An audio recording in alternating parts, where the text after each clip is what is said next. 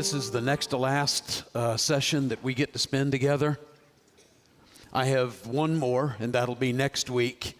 And then the week after that, my friend Gil Regev, straight from Israel, will be sharing with you on the night of March the 6th. He is still on patrol, so you can continue to pray for him.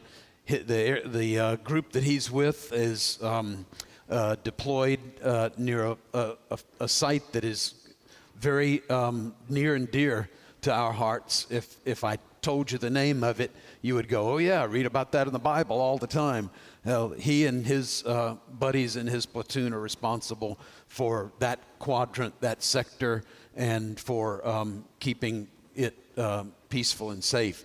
So he will be with us on the 6th. Make sure that you mark your calendar on that and bring some friends. You will get fresh insight from one that's on the front line of keeping Israel safe as we speak. So tonight we're going to be, well, let me just say thank you very much to those who have requested to be Facebook friends and folks who have subscribed to our YouTube channel, and you will continue to receive materials as it's created and posted to the tune of almost 400 videos since COVID started. Tonight we're going to be talking about the parable of the laborers in the vineyard. It's another one of Jesus' kingdom parables, and since we're in this big emphasis on kingdom living in the church as a whole, we are focusing on the parables of Jesus about the kingdom of the heavens. And when we're looking at Jesus' parable of the laborers in the vineyard, we're going to be looking at that beautiful, perfect justice of the king of the kingdom. We're going to be looking at the nature of God. We're going to be looking at the equality that comes about as members of this kingdom, and then the responsibility that we take on when we become citizens of the kingdom and servants of the great King. We're going to have to, again, leave our beautiful agrarian fishing Galilee behind, and we're going to be moving down the Jordan Valley and in the direction of Jerusalem for this parable, because it takes place just before Jesus enters Jerusalem. We know this because in the Gospel of Matthew, and the passage we're going to be looking at is in chapter 20. So this is in the chapter directly before that Jesus departed from Galilee and he went going down the Jordan Valley into the region of Judea beyond the Jordan. There's a Jewish community in what is called Perea by the Latin speakers of that world, and it's called Be'ever HaYarden in Hebrew, and we refer to it in the Bible as beyond the Jordan. So he's going down those Jewish communities on the east side of the Jordan River as he approaches Jerusalem. Mark gives us an interesting parallel with this itinerary, and he gives us a detail that helps us to isolate the location of the telling of this parable almost down to the dime, where he says in Mark chapter 10, they were on the road going up to Jerusalem, and Jesus was walking ahead of them. Very typical of the rabbi to walk first and disciples in that submissive part of servant disciple to walk behind their rabbi. You even hear about it referred to as walking after the rabbi or walking behind the rabbi. So I've put a satellite map up for you to get on the playing field, and Jesus has come from this area around the Sea of Galilee down the lower Jordan Valley, right?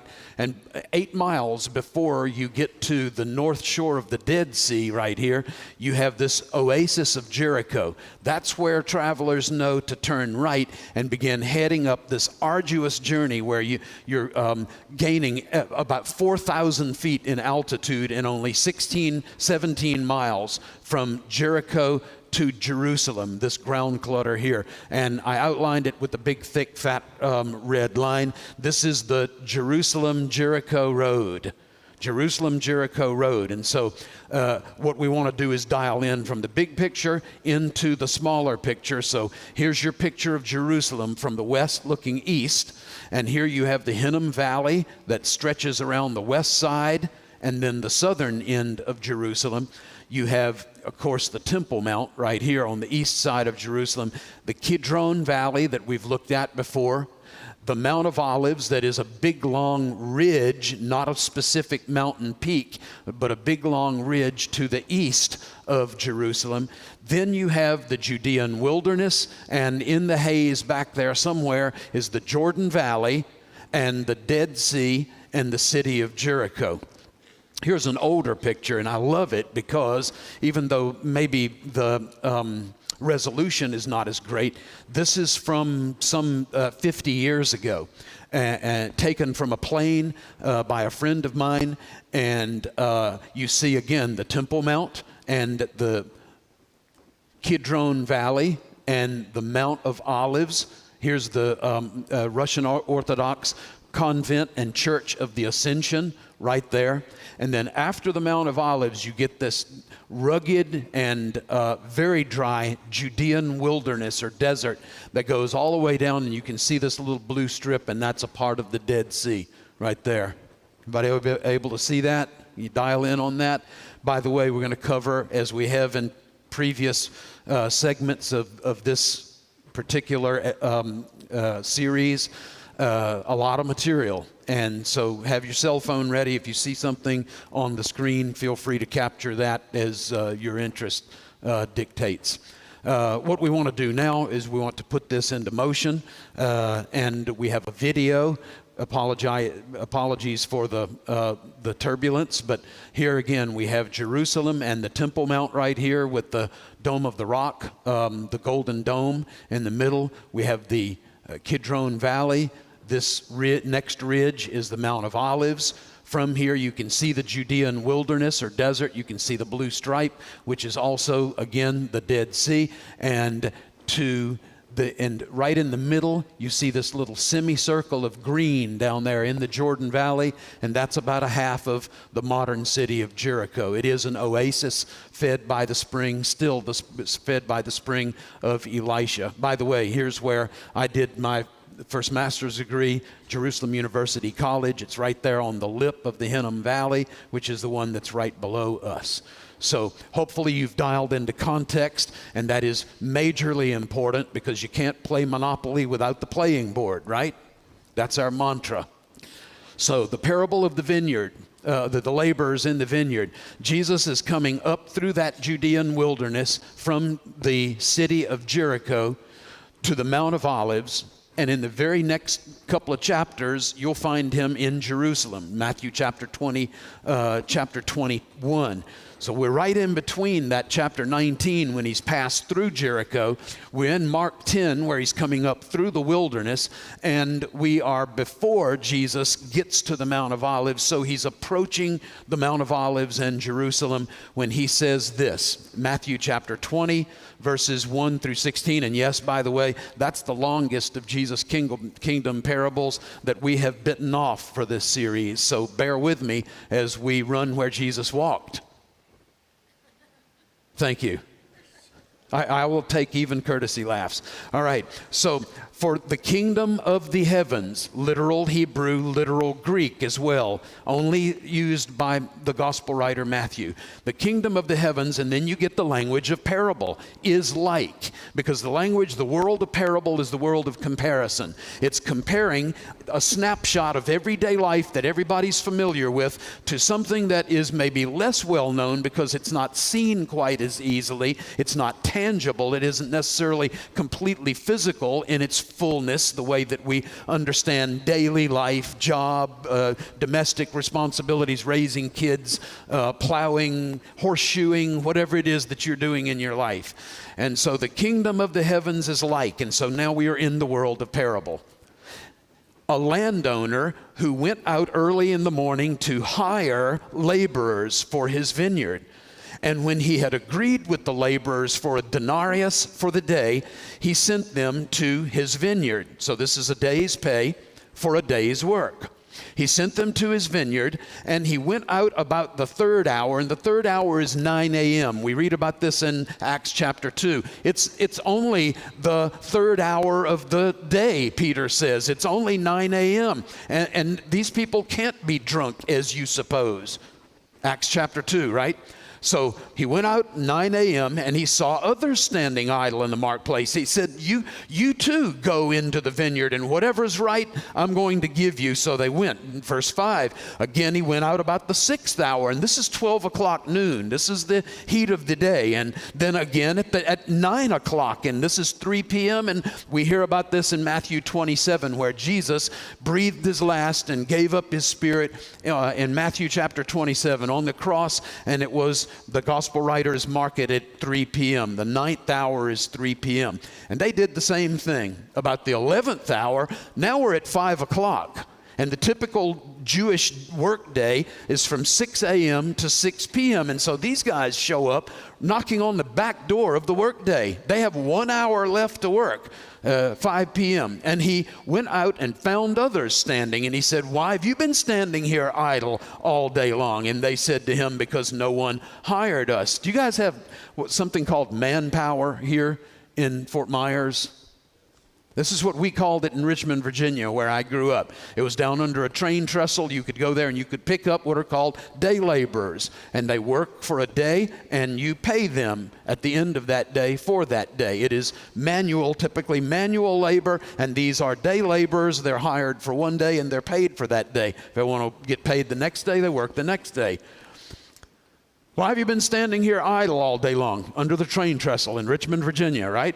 And they said to him, because no one hired us. He said, you too go into the vineyard. And when evening came, and we're talking now at 6 p.m. because there's only 1 hour left in the workday, had come, the owner of the vineyard said to his foreman, it's actually in the Greek reads his administrator, something like that, the guy who oversees the operation, the day-to-day operations, and hands out the money at the end of the day.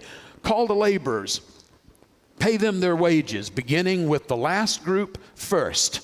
And so then those that were hired about the 11th hour came, they're first in line, and they get their denarius.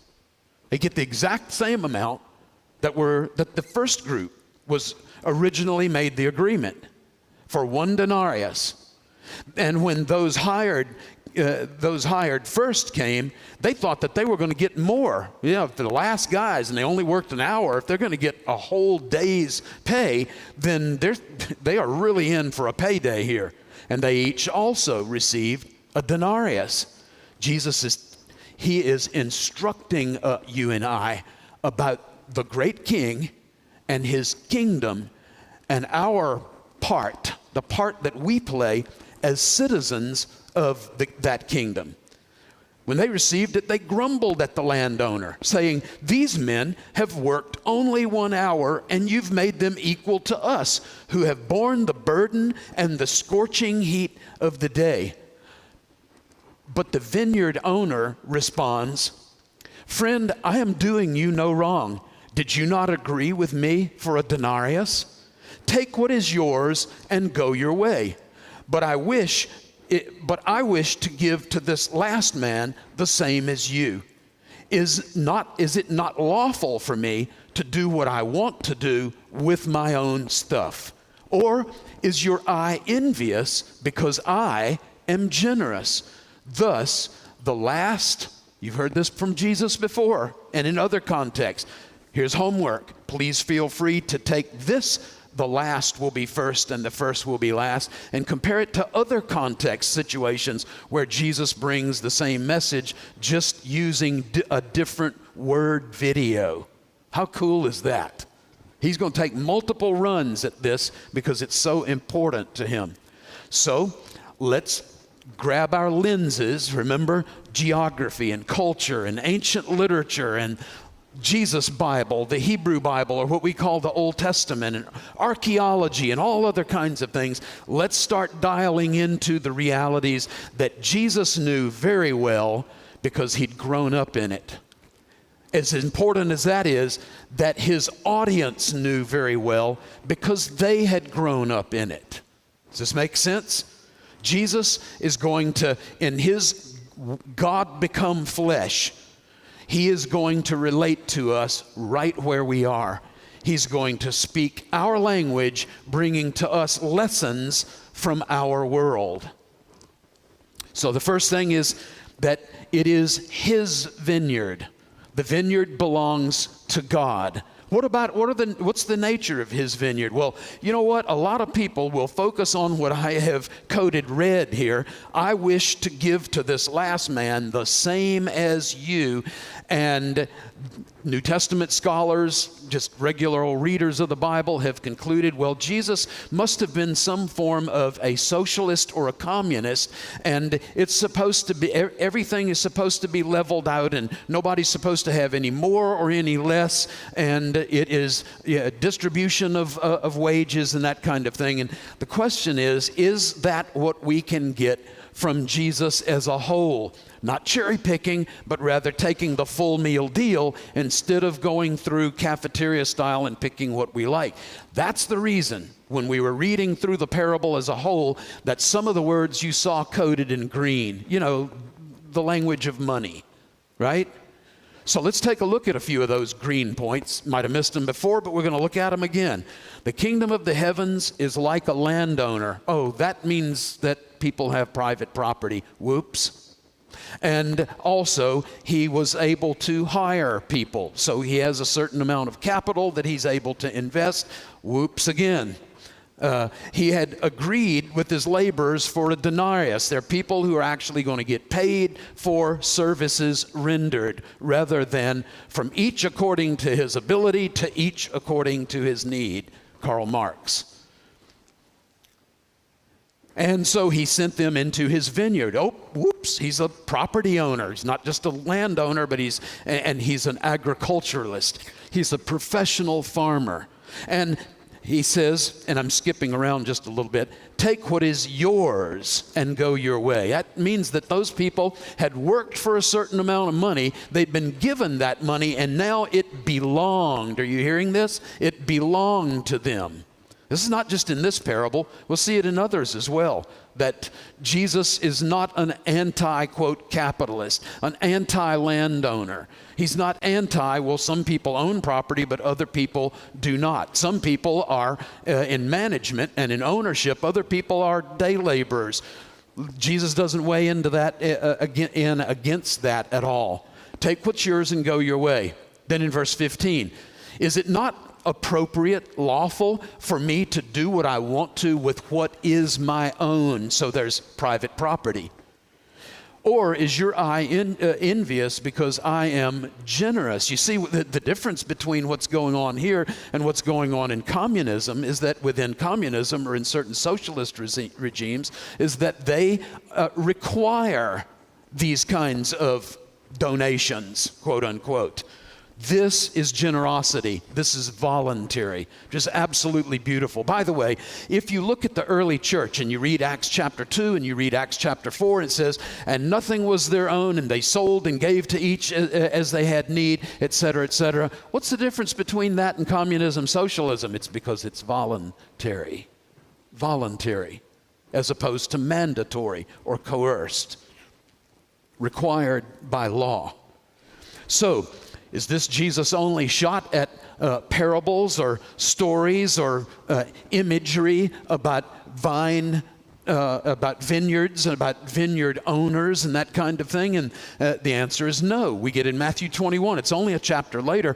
Jesus says, what do you think? There was a man that had 2 sons. He said to the first son, go and work in the vineyard. He said he would, but he didn't. The other son said, no, I'm not going to, and he ended up doing it. The parable of the man with the 2 sons. And so here you have Jesus talking about a vineyard again. Here's another one, Matthew chapter 21. Listen to another parable. It just seems like he can't get off of this business of vineyard ownership. I mean, he is really one-tracking it in chapter 20, a couple of times in chapter 21. Listen to another parable. There was a landowner who planted a vineyard. He put a wall around it. He dug a wine press, built a tower. He rented it out to vine growers. And by the way, all of this has to do with ownership. It has to do with capital. It has to do with people who are renters or day laborers. And it has to do with people who are owners or in management. Jesus doesn't seem to have problems with people basically going about their lives, and he includes in his parables every stratum of human society, from the top guys, the nobility almost, down to the common or day laborer. So he put a wall around it, dug a press, built a tower, rented it out to vine growers, and he went off on a journey. So there's another one. Here's one more, and it's not a parable. It's more like a simile or an analogy, but it's the same kind of language. I am the true vine, Jesus says. You're going to find out exactly what is this business of a human being or human beings being a vine, or having the image of a vineyard or an individual vine. I'm the true vine, and my Father is the vine dresser. And then every branch in me that doesn't bear fruit, he takes away, and every branch that is bearing fruit, he prunes. Who are the branches? That would be the citizens of the kingdom, the servants of the great king, right? That would be, I don't know, you and me. Yes? Okay, so Jesus is on to this thing. Why is he on to it? Because everybody in this world is familiar with this whole setup. Everybody knows something about vineyard and day labor and a denarius a day for a good day's work, etc. So let's dial into some imagery from Jesus' Bible and see what we can extract from that and apply that not only to the parable at hand in chapter 20, but these other parables as well, and also this analogy/simile that we get in John chapter 15. In the book of Isaiah, and by the way, yes, there are a couple of references in Genesis 49. Judah is compared to a vine. Joseph is compared to a vine. The leadership tribe and the most numerous, strongest tribe are compared to vines, vineyards, and that kind of thing in Genesis 49. Then there's also some stuff like in the Psalms and what have you, but the lion's share of this stuff comes from, of all places, interestingly, Jesus' two favorite prophets, the ones that he plays off of, quotes the most, and that's Isaiah and Jeremiah. Watch what happens. Isaiah chapter 3, the Lord enters into judgment with the elders and princes of his people, human beings. It is you elders and princes, who have devoured the vineyard, the people of God, the kingdom of God as expressed on the earth at that time in that day, the nation of Israel, and you plunder the poor. The plunder of the poor is in your houses. That's just a start. Here's one of the biggest ones. I'm just going in canonical order here, but this is Isaiah chapter 5. Absolutely beautiful passage of Scripture. Hebrew, off the chart, unbelievable. All kinds of wordplay and poetic parallelism and incredible literary structure, poetic structure, but because Isaiah is awesome. But this is, he's bringing his A game in chapter 5. A song of my beloved concerning his vineyard. Who's the beloved? This is God. Who's the vineyard? Listen up. My well-beloved had a vineyard on a fertile hill. He dug it and removed of it of its stones and planted the choicest vine. Doesn't this sound like Jesus in Matthew 21? Yeah, Jesus is not just making stuff up off the cuff, from out of whole cloth, from nothing. He's playing off of Isaiah chapter 5 in Matthew chapter 21, that parable of the vineyard and the wicked tenants. He planted it with the choicest vine. He built a tower in the middle of it. He hewed out a wine vat in the middle of it. There's your passage in Matthew 21. I see all the snapshots being taken there.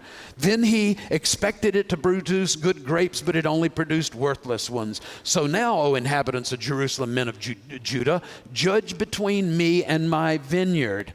Well, who's the vineyard? It's God's people. It's the kingdom of the heavens. What more do I do for my vineyard that I haven't done in it? So now, verse 5, I'll tell you what I'm going to do with my vineyard. I'm going to remove its hedge, break down its wall. It'll be trampled to the ground, briars and thorns, no clouds to rain on it, because the vineyard of Yahweh of hosts is the house of Israel. See how easy this is?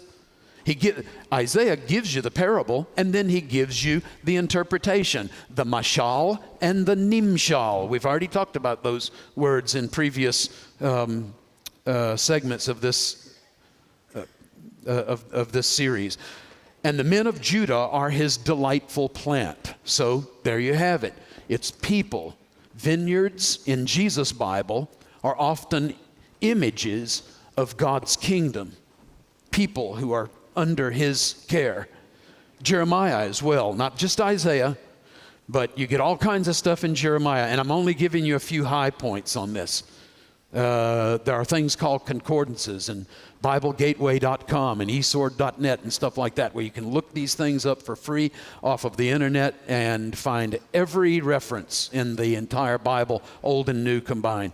Jeremiah chapter 2, yet I planted you as a choice vine. Sounds a little bit like Isaiah, right? Completely faithful, a completely faithful seed. So then how have you turned yourself before me into the degenerate shoots of a foreign vine? People and vines.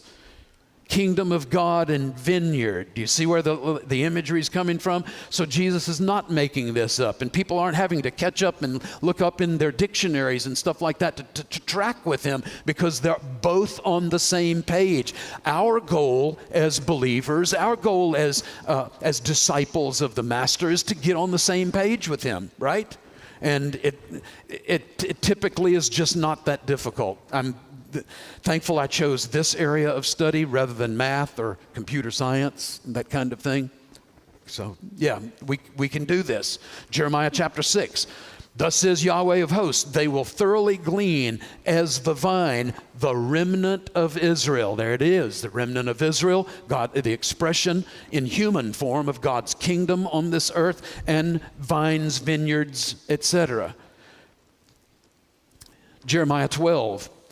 I have abandoned my inheritance. I've given the beloved of my soul into the hand of her enemies. The Babylonians are knocking at the gate at this point, 587-ish BC.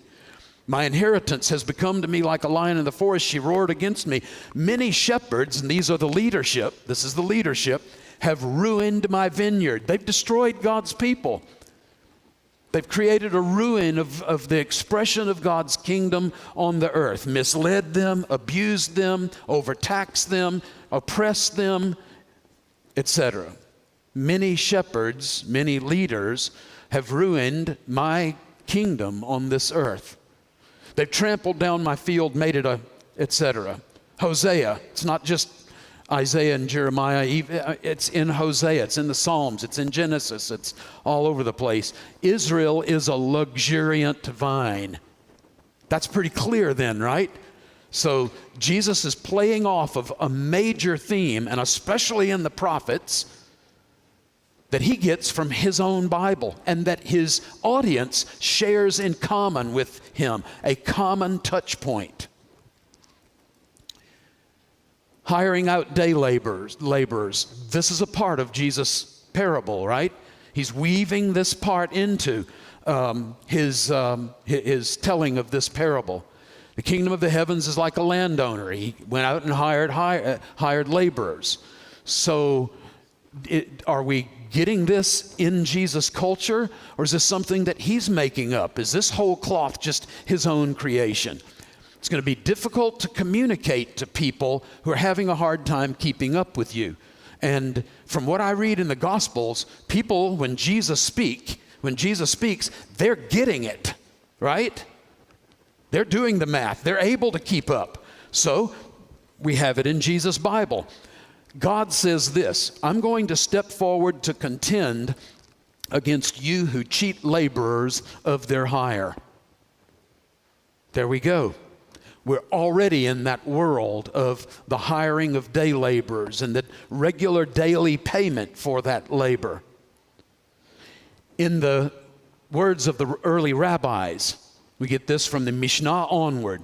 Laborers perform their task and then they come to take the payment for their labor from the person who approached them to hire them. Does that sound like we're in the world of Jesus' parable? It gets better. There was an incident involving Rabbi Yochanan ben Mattia, who said to his son, go out and hire day laborers for us. So this is not people who are like constant servants that work every day of every week, of every month, of every year. These are people that are hanging out in the marketplace waiting to be hired. And in fact, Yochanan ben Mattia, he has his son go out and pick some of these up from under the train trestle at Manpower. This one is a really important one because of the person mentioned.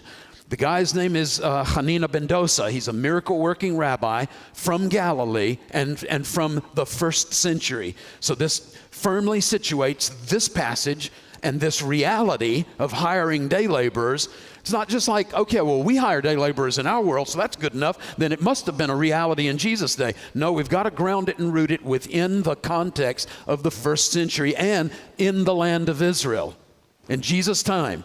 So Hanina ben Dosa, first century rabbinic figure, sought to hire laborers. He was looking for somebody to help him carry this stone that he was a stone dresser, had dressed to be included in the building of the temple in Jesus' day.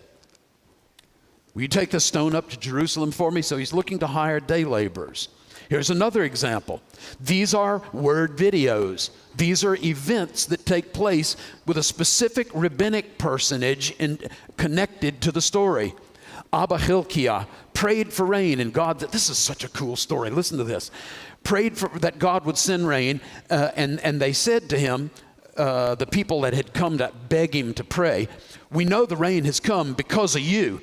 Well, what's the reason that when we came, why didn't you return our greeting? Does that sound like anything in the Gospels? And when you're on your way, do not stop to salute anyone who greets you along the way. We get this in Luke chapter 10, which, by the way, Jesus has borrowed from Elijah's command to Elisha, his servant. I want you to go and I want you to lay your staff on this dead person, and God's going to raise this person back from the dead. He says, don't stop to salute anybody. Don't stop to say hello, exchange greetings. So you're getting this from 2 Kings chapter 4. You're also getting it in Jesus' command to his disciples when he's sending them out 2 by 2 in Luke chapter 10 to return our greeting. And so then he said to them, I am only a day laborer hired for the day, and I should not delay my work to answer you. You see, now we're figuring out something that's going on in the world of Jesus and with the disciples that otherwise we go, is Jesus teaching people to be rude? Somebody says hello to you, you just ignore them? No, this is a signal to the person who said hello, if you don't say hello, that you are a person on a mission and you have got a task that cannot delay. And God bless you and have a wonderful life, but I am on a mission of the great King. I've got to do his bidding. And so we hear about this in Luke chapter 17. Jesus says, and when after everything's said and done, what you're supposed to say as kingdom members is, we are but unworthy servants. We have only done what you said. This guy, Abba Hilkiah, is a guy who they knew could pray for rain and get through to God, and God would respond. So they want to go and they want to slap him on the back a little bit. And what he's saying is, I am but an unworthy servant. I have only did what the master commanded me to do. This is going somewhere. We'll land this plane at the end of the message tonight. All right, a day laborer, more rabbinic stuff, and I put a whole bunch of that stuff there because it's all over the place. A day laborer collects his wages from his employer following his work shift immediately because of the prohibition, and they saying about in the Bible, a prohibition of oppression. The people who own the vineyard, people who own the winery, the people who own the property, well, they're not supposed to withhold the wages of the workers even as much as a day, because that would be oppressing them. Who knows but that they might not need that to buy food for their family, to take care of some bill, rent or whatever. Okay, and so where does that connect? Down here in Matthew 20, verse 8, in Jesus' parable, he says, and when evening had come, the owner of the vineyard said to his foreman, call the laborers and pay them their wages. Paid the same day. It's exactly the same. Rabbis, New Testament. Is that saying that two ancient collections of literature, one testimony is corroborating the testimony of the other? This is on the evidence of two witnesses, guys. So what are we saying then? We're saying that our Bible can be trusted? Absolutely. Absolutely. We get so excited when somebody finds an archaeological artifact or something like that in the land of the Bible because, well, that corroborates the Bible. You just saw the Bible corroborated. Just happened to be in the dirt of words, not in literal dirt. What we're doing here right now is literary archaeology. Archaeology digging down in literature. And we're finding these beautiful artifacts, and it's pretty awesome. It's pretty cool, yeah? All right. Very good. So, if you've got Jesus and his world in his parable, he's constructing it where the people get paid the same day that they labor. You got this over here in the rabbis, and they're saying the same thing. Well, they're clearly not borrowing from each other. They're contemporaries. So where are they bringing this from? Where's this being extracted from? They're both sharing the same common source, and it's the Hebrew Bible. In the book of Leviticus, you know, the one that we never read because it's never relevant? You know, like love your neighbor as yourself or be holy as I am holy. Oops. All right, so in Leviticus chapter 19, not only love your neighbor and not only be holy, but don't oppress your neighbor or rob him. See that oppression there? The wages of a hired man are not to remain with you all night until morning. And then we double down because this is repeated in the book of Deuteronomy. Chapter 24, don't oppress a hired servant, a day laborer. You shall give him his wages on the day before the sun sets. You say, yeah, no, but that's not the way we do it. Who is it that is the standard of measurement? What is the exemplar?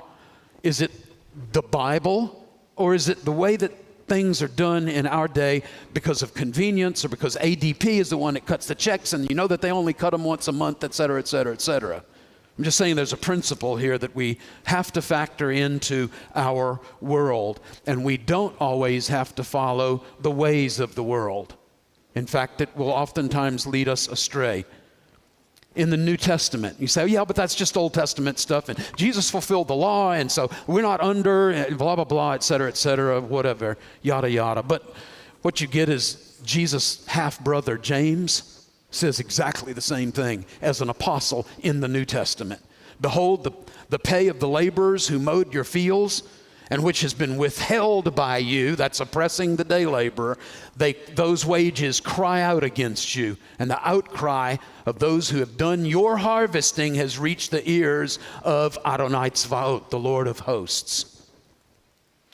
All right, back to our discussion of day labor. That was just an aside. You know that, right? If you're not feeling real comfortable with that, you're in good company. I'm not either. But it is what it is, right? More rabbis. With regard to one who hires laborers and then tells them to rise exceptionally early and to continue to work until exceptionally late, well, this passage in the rabbis goes on to stipulate all of these, these areas of special situations, and this is one. And so a special set of rules has to come into play. Well, it says about these people who were going out exceptionally early, that this landowner went out early in the morning to hire laborers. And the work day starts at 6 a.m. and goes to 6 p.m. 12-hour work days. I know it's contrary to union rules and what have you. But it is pretty cool, though, because in one day, these guys could make what is the equivalent of $144 before the tax man cometh. The rabbis, again, in a case where a lake floods its shore and there are fish that are on the shore after the waters recede, then the fish on the shore, how you get those? You go and hire day laborers in order to gather those fish, which corresponds to what we see in the Gospel of Mark, where Jesus is walking along the northern shore of the Sea of Galilee, which is like your backyard now. Come on. You know the north shore of the Sea of Galilee. Seen it on satellite, seen it in maps, you've seen it in aerial video. We know the north shore of the Sea of Galilee. That's exactly where Jesus was walking along when he found James and John, along with their father Zebedee, who were in the boats with the hired servants. So this is one of those passages that I just couldn't leave out because it's such a close corollary with you hire day laborers to help you out to get in the catch of fish. That's pretty awesome. How about owner versus labor conflict? Okay, well, that's just in Hollywood, right? And with the most recent writers' strike against the owners of the networks and the big movie houses.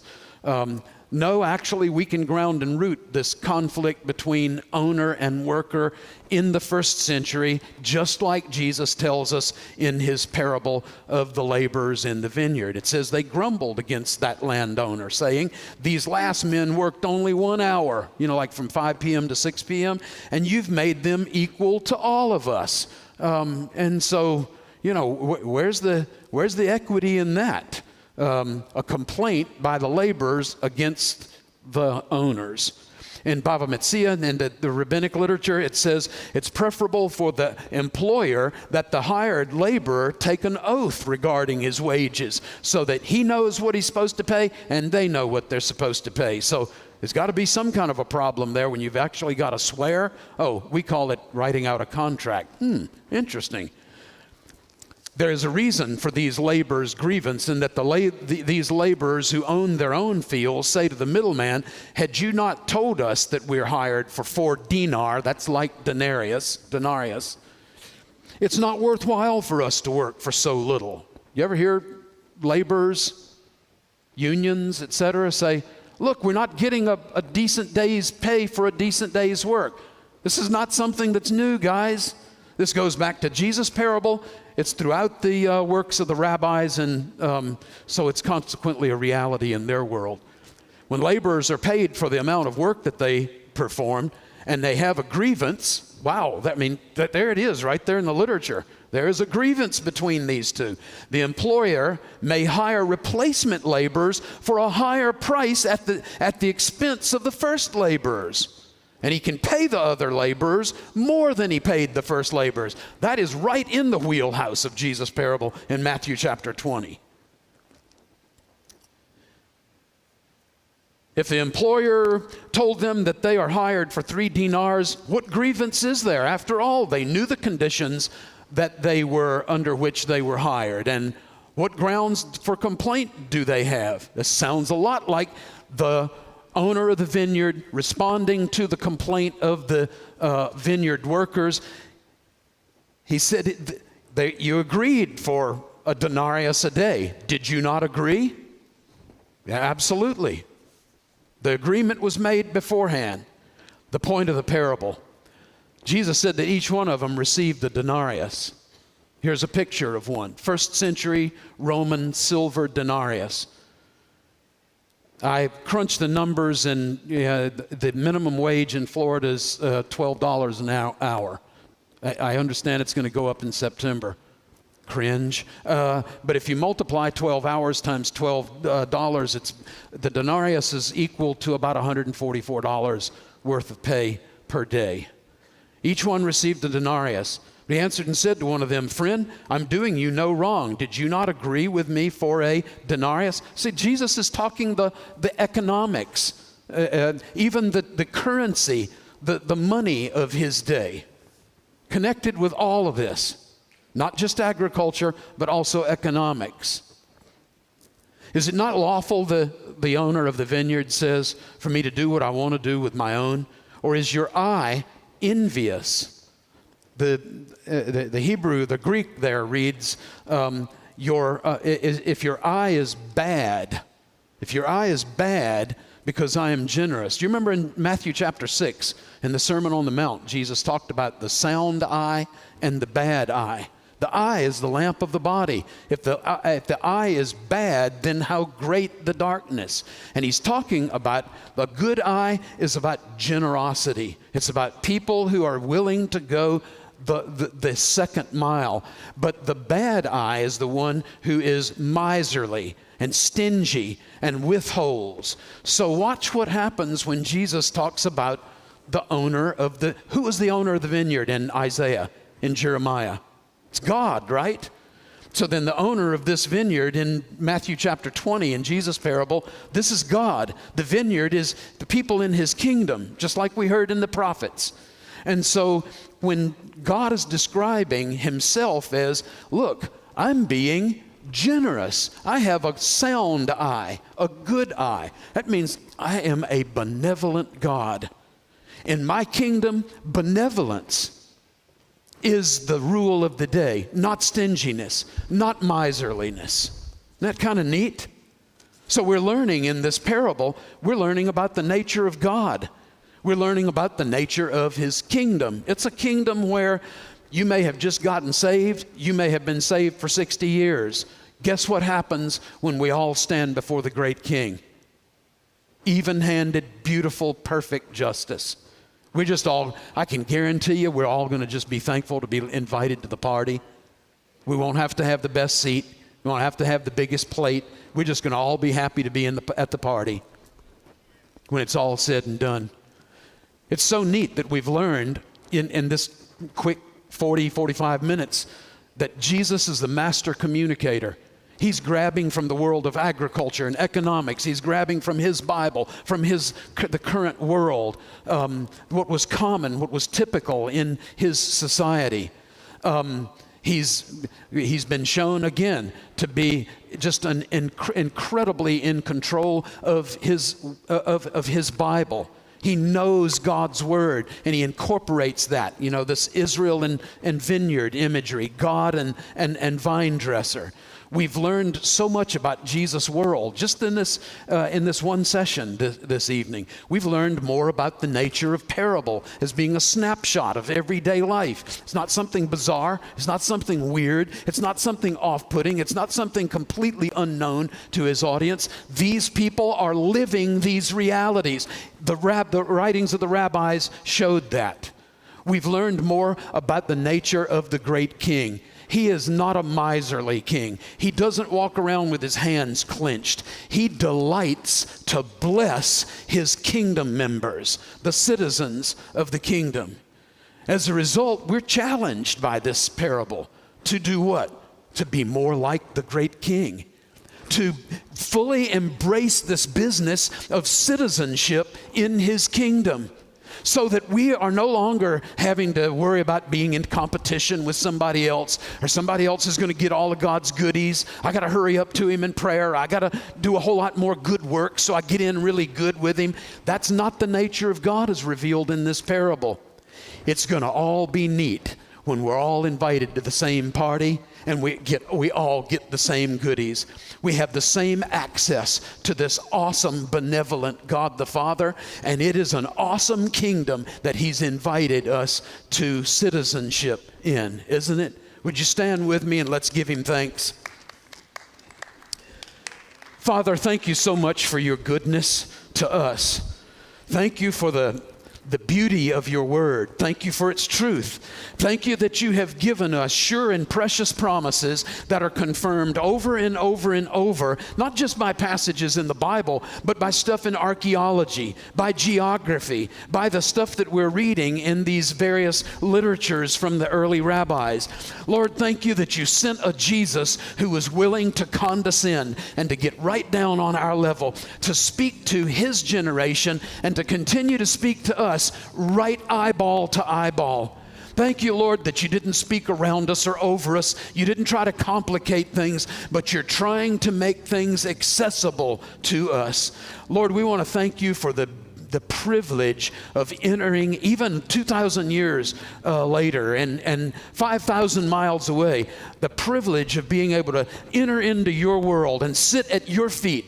More than any of that, though, Lord God, we want to thank you, Lord, that we have received an invitation to be the guests of honor, every one of us, not the one or two. Not just the have versus the have-nots. Not just the people well-educated versus the people that had to drop out of school. But Lord God, thank you that you look at us through the same eyes and you look at us the same. That we are sons and daughters of the great King. We want to give you praise for that. And thank you, Lord, for inviting us all to the party. In the awesome name of Jesus, amen.